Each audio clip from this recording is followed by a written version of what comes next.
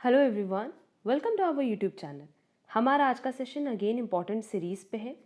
कुछ ऐसे एमसीक्यूज़ हैं जिसमें स्टूडेंट्स को बहुत डाउट था, तो उन्हीं क्वेश्चंस को हम यहाँ डील कर रहे हैं। और ये सारे क्वेश्चंस ना दिल्ली यूनिवर्सिटी एंट्रेंस टेस्ट 2022 के लिए बहुत इंपॉर्टेंट है। अब जिसमें देखो सबसे पहला क्वेश्चन है, a committee of 6 people is to be formed from group of 7 men and 4 women. What is the probability that the committee will have exactly 2 women? ये क्वेश्चन हमने ऑलरेडी सॉल्व करवाया हुआ है, हमने इसका आंसर भी बताया था। बट अब कुछ स्टूडेंट्स को यहाँ कॉम्बिनेशन कैलकुलेट करने में प्रॉब्लम हो रही थी, तो ये क्वेश्चन हम दोबारा से पूरा सॉल्व करके बता देते हैं, सो दैट किसी भी स्टूडेंट को कोई डाउट ना रह जाए, और अगर सेम पैटर्न पे एग्जाम में क्वेश्चन आए तो आप लोग इसको सॉल्व कर सको। अब यहाँ देखो क्वेश्चन में कह रहा था कि 7 men एंड 4 women का एक कमेटी सेट करना है। हमें एक कमेटी सेट करना है 6 पीपल का, और हमारे पास ओवरऑल 7 men है, 4 women है। 7 men में से हमें कितने लोगों को सिलेक्ट करना है ये मेंशन नहीं है, बट 4 women में कितने लोगों को सेलेक्ट करना है ये बताया है, 2 women। तो 4 में से अगर हमने 2 women ले ली और 6 पीपल की कमेटी बनानी थी, 7 men में से हम कितने सेलेक्ट करेंगे? ओनली 4। ठीक है, divided by, whole divided by किससे करते हैं? जितने टोटल हमारे पास मेंबर हैं 7 + 4, टोटल मेंबर कितने हो गए? 11। और इसमें से हमें कमेटी कितने की बनानी है? 6 की। तो यहाँ तक तो हमें नहीं लगता कि किसी भी स्टूडेंट को कोई डाउट है। ये कहाँ से आया 5/11? इसमें आप लोगों को डाउट था, जो कि हम सॉल्व करें कि 7C4 की 7 men में से हम 4 को सेलेक्ट कर रहे हैं और 4 women में से 2 को सेलेक्ट करें exactly, divided by total 11 people में से 6 पीपल को हमें सेलेक्ट करना है। अब देखो कॉम्बिनेशन को हम कैसे ब्रेक करते हैं।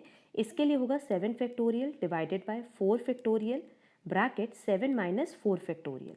ठीक है, मल्टीप्लाई बाय, वैसे अब इसके लिए करेंगे न्यूमरेटर में 4 factorial divided by 2 factorial 4 - 2 factorial, whole divided by 11 factorial divided by 6 factorial 11 - 6 factorial. अब देखो सॉल्व कैसे करते हैं। एक हम पोर्शन सॉल्व करके बता रहे हैं पहले कि अगर हमें सिर्फ इस पोर्शन को सॉल्व करना हो, तो क्योंकि हमारे पास न्यूमरेटर में है 7 factorial divided bye 4 factorial multiply by 3 factorial, तो हम ऊपर 7 फैक्टोरियल मतलब क्या होता है? 7 से आपको मल्टीप्लाई करते करते 1 तक जाना है। 7 multiply by 6 multiply by 5 and so on. तो यहाँ हम लिख दें 7 multiply by 6 multiply by 5 multiply by 4 factorial divided bye 4 factorial multiply by, अब हम इसको अगर ओपन करें तो 3 2 1 ये होगा। यहाँ 4 फैक्टोरियल कट गया, और ये वैल्यू हमारे पास बच गई। तो 3 2 ज़ा 6, ये भी कट गया, 7 5 ज़ा 35। मतलब इस पूरे को सॉल्व करके कितना आया? 35। वैसे अब अगर हम इस पोर्शन को सॉल्व करें, ओरली सॉल्व कर सकते हैं, तो ये हो जाएगा 4 फैक्टोरियल।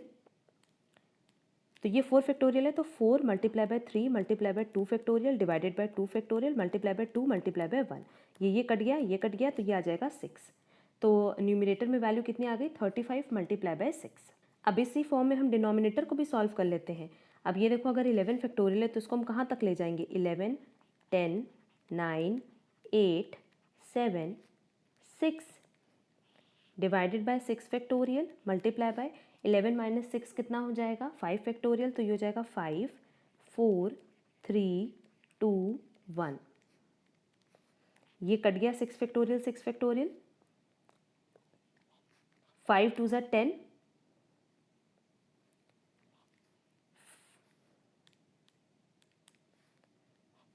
4 2 ज़ा 8 एंड 3 3 ज़ा 9। तब अगर हम देखें तो हमारे पास जो वैल्यू बची वो है 11 3 2 7। मल्टीप्लाई करके देख लो कि कितनी वैल्यू आ रही है। यह आएगा 462। तो हमारे पास डिनोमिनेटर सॉल्व करके वैल्यू आई 462। तो 35 मल्टीप्लाई बाय 6 डिवाइडेड बाय 462, और हम इसको फर्दर एक्सटेंड करें तो ये हो जाएगा 210 डिवाइडेड बाय 462। और इसको सॉल्व करने पे जो हमारी फाइनल वैल्यू आ रही थी वो आ रही है 0.4545। तो आंसर यही आएगा 0.4545। Next, maximum deduction of interest on loan borrowed on or after 1/4/1999 in case of self occupied houses, maximum deduction कितना अलाउड है? 2 lakh. Next, variable cost per unit. अच्छा, दो चीज़ यहाँ समझो, एक होता है वेरिएबल कॉस्ट और एक होता है फिक्स कॉस्ट। फिक्स कॉस्ट एक ऐसी कॉस्ट है जो कि आपके प्रोडक्शन के साथ इंक्रीज डिक्रीज नहीं होती। जैसे फिर इन केस मान लो हमारी कोचिंग सेंटर है, तो हम उसका जो रेंट पे कर रहे हैं वो तो एक स्टूडेंट पे भी 10,000 पे करना पड़ेगा, तो 10 स्टूडेंट्स पे भी 10,000 पे करना पड़ेगा, और अगर एक स्टूडेंट नहीं भी है, कोई भी नहीं है कोचिंग में, तो भी तो आपको फिक्स कॉस्ट पे करना पड़ेगा, दैट इज़ रेंट, ठीक है। बट वेरिएबल कॉस्ट, अब वेरिएबल कॉस्ट की बात करें तो जैसे अगर मान लो आपके जेरोक्स का एक्सपेंस हो गया, इलेक्ट्रिसिटी का एक्सपेंस हो गया, तो ये तो तभी होगा ना जब आप उसको यूज़ करो, मतलब जब आपके पास एडमिशन होगा, जब आपके पास नंबर ऑफ स्टूडेंट होंगे, उसी के अकॉर्डिंग ये खर्चे आपके होने हैं, ठीक है। तो वेरिएबल कॉस्ट हमेशा फ्लक्चुएट करता है, एंड फिक्स कॉस्ट टोटालिटी में हमेशा फिक्स्ड होता है। दो चीज़ समझना, एक तो टोटालिटी की बात कर रहे हैं कि टोटल में फिक्स कॉस्ट हमेशा क्या होता है, फिक्स्ड, और वेरिएबल कॉस्ट फ्लक्चुएट करता है। बट अगर पर यूनिट वाइज बात करें तो वेरिएबल कॉस्ट हमेशा फिक्स होता है। जैसे अगर हम लोग मान लो रॉ मटेरियल परचेज करने जा रहे हैं, तो ये फिक्स होता है कि ₹10 पर kg, ठीक है। एंड फिक्स कॉस्ट की अगर बात करें तो ये फ्लक्चुएट करेगा। क्यों फ्लक्चुएट करेगा, जैसे अगर मान लो हमारे पास 0 यूनिट है तो फिक्स कॉस्ट है 40,000, अब 10 यूनिट्स पे भी तो 40 ही हज़ार है, तो नो डाउट जब आप पर यूनिट कैलकुलेशन करोगे तो आपका fix cost per unit decrease होगा, क्लियर। तो वेरिएबल कॉस्ट पर यूनिट क्या होगा, रिमेन्स फिक्स्ड, कि ये पर यूनिट वाइज में हमेशा फिक्स्ड होगा। करेक्ट आंसर होगा A. Next, on the admission of a new partner the increase in value of asset is debited to. देखो अगर न्यू पार्टनर का एडमिशन हो या ओल्ड पार्टनर का रिटायरमेंट हो, किसी भी सिचुएशन में अगर असेट की वैल्यू इंक्रीज या डिक्रीज होती है तो उसको हम लोग डालते हैं रीवैल्यूएशन अकाउंट में, और रीवैल्यूएशन अकाउंट को हम और किस नाम से जानते हैं, पीएल एडजस्टमेंट अकाउंट से। तो करेक्ट आंसर होगा B, PL adjustment account. Next, on the retirement of a partner the whole goodwill account is credited to the account of. देखो अगर कभी भी पार्टनर का रिटायरमेंट होता है तो उस पॉइंट ऑफ टाइम पे जो भी गुडविल अमाउंट है उसको आपको सारे पार्टनर्स में डिस्ट्रीब्यूट करना होता है। क्यों, क्योंकि गुडविल आप किस पे डिस्ट्रीब्यूट करते हो, ओल्ड पार्टनर्स में, एंड सारे के सारे यहाँ पे ओल्ड पार्टनर्स है इंक्लूडिंग रिटायरिंग पार्टनर। तो करेक्ट आंसर होगा B, all partners including retiring partner. Next, IMF stands for, no doubt IMF का फुल फॉर्म क्या है, international monetary fund. Next, the Heckscher Ohlin theorem states that. अब Heckscher Ohlin theory की बात करें तो ये स्टेट करता है कि जो भी कैपिटल अबंडेंट कंट्री है, मतलब जहाँ कैपिटल ज़्यादा है, वो एक्सपोर्ट करेगी कैपिटल इंटेंसिव गुड्स, एंड जो लेबर अबंडेंट कंट्री है वो एक्सपोर्ट करेंगी लेबर इंटेंसिव गुड्स। तो ऑप्शन देख लेते हैं, countries which are rich in labour will import labour intensive goods, countries which are rich in labor will export labor intensive goods, countries which are rich capital will export labor intensive goods, countries which are rich labor will export capital intensive goods। एक ही option इसमें से correct है कि वो country जहाँ पे labour ज़्यादा है, अबेंडेंट है, वो एक्सपोर्ट करेंगी लेबर इंटेंसिव गुड्स। तो करेक्ट आंसर होगा B. Next, the father of scientific management is Henry Fayol, Elton Mayo, Peter F Drucker, none of the above. Correct answer होगा D, none of the above. क्यों, क्योंकि इसका correct answer होगा FW Taylor. Next, marginal costing is an example of. अब देखो अगर हम लोग मार्जिनल कॉस्टिंग की बात करें ना, तो मार्जिनल कॉस्टिंग की एक टेक्निक है, ठीक है। एंड हमारे पास ऑप्शन दिया था method of costing, costing system, cost centre. Correct answer होगा D, none of the above. अब मेथड ऑफ कॉस्टिंग की बात करें तो मेथड ऑफ कॉस्टिंग में आता है process costing, unit costing, standard costing, job costing, batch costing, process costing, ये सब पार्ट आएगा मेथड ऑफ कॉस्टिंग में। Next, the term funds are used in fund flow statement means. अब फंड की अगर बात करें तो फंड्स किसको डिनोट करता है, करंट असेट्स को। दैट इज करेक्ट आंसर होगा B, current assets. Next, who are the parties to a cheque. Cheque में कौन कौन पार्टी होती है, ड्रॉर होता है, पेई होता है, एक्सेप्टर नहीं होता, होल्डर होता है। करेक्ट आंसर होगा A, B, D,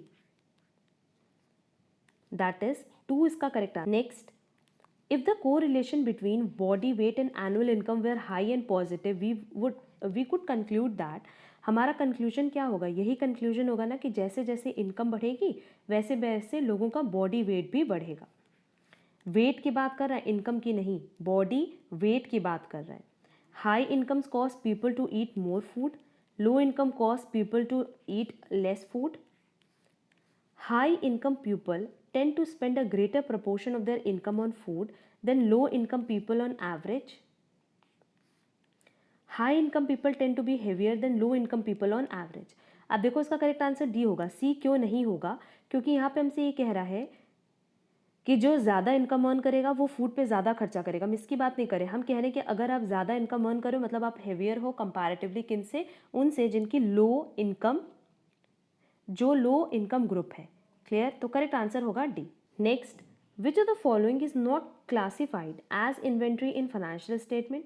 financial statement में हम इन्वेंट्री की तरफ किसको नहीं दिखाते, फिनिश गुड्स को दिखाते हैं, वर्क इन प्रोग्रेस को दिखाते हैं, स्टोर्स एंड स्पेयर्स को भी दिखाते हैं, बट जो भी एडवांस पेमेंट हुआ है made to suppliers for raw material, इसको एज इन्वेंट्री नहीं दिखाते, तो करेक्ट आंसर होगा डी।